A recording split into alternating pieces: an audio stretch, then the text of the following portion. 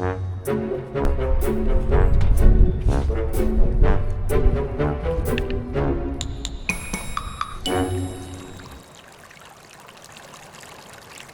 lost bison centuries ago, and bisons could be found only in European zoos. They donated us about 60 animals. We try now to release those zoo animals into the wild and restore the population, the whole Caucasus population. Nature and healthy nature in general is a very strong ally of climate.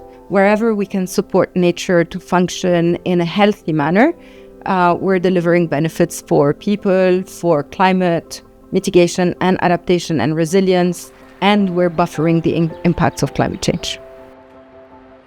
Animals like bison, they called engineers of ecosystems, engineers of landscapes. Just by moving, they distribute seeds of different plants, and by moving they change the soil, and also it helps vegetation to recover.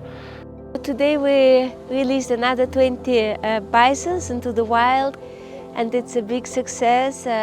By now we have increased the population of bisons to almost 100 from being almost extinct.